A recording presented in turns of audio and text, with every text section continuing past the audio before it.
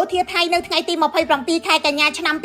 2025បានបើកការវាយប្រហារដោយការបាញ់ផ្លោងកាំភ្លើងត្បាល់និងកាំភ្លើងដៃជាច្រើនគ្រាប់ស្រោចលើមូលដ្ឋានកងទ័ពកម្ពុជានៅតំបន់អានសេះក្នុងខេត្តព្រះវិហារនេះបើយោងទៅតាមសេចក្តីប្រកាសរបស់ក្រសួងការពារជាតិកម្ពុជា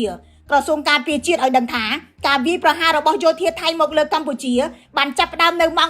11:52 នាទីព្រឹកថ្ងៃទី27ខែកញ្ញាឆ្នាំ2025ព័ត៌មានពីមូលដ្ឋានតំបន់អានសេះបញ្ជាក់ថាគិតត្រឹមម៉ោង 2 រសៀលបាត់ស្នូកាំភ្លើងត្បាល់ប៉ុន្តែនៅតែលឺសូរស្នូកាំភ្លើងដៃមិនទាន់មានព័ត៌មានពីអ្នករងគ្រោះនៅឡើយទេអាជ្ញាធរមូលដ្ឋានបានប្រាប់ News Today នៅរសៀលថ្ងៃទី27ខែកញ្ញាថា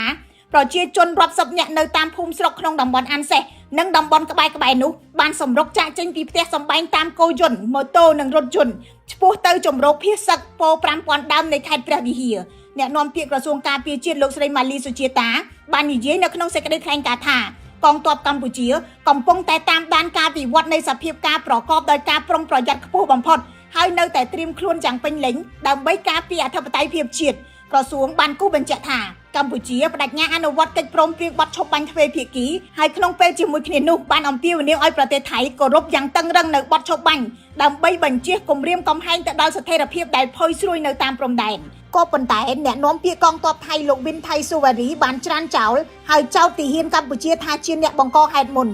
ការប៉ះទង្គិចគ្នានៅតំបន់នេះបន្ថែមភាពតានតឹងថ្មីមួយទៀតភ្លាមក្រោយពីសហរដ្ឋអាមេរិកបានហៅរដ្ឋមន្ត្រីការបរទេសកម្ពុជាថៃនិងម៉ាឡេស៊ីចូលតុចរចានៅទីក្រុងញូវយ៉កសហរដ្ឋអាមេរិកកាលពីថ្ងៃទី26ខែកញ្ញាឆ្នាំ2025ខ្ញុំរស់សុធាពី News Today NTT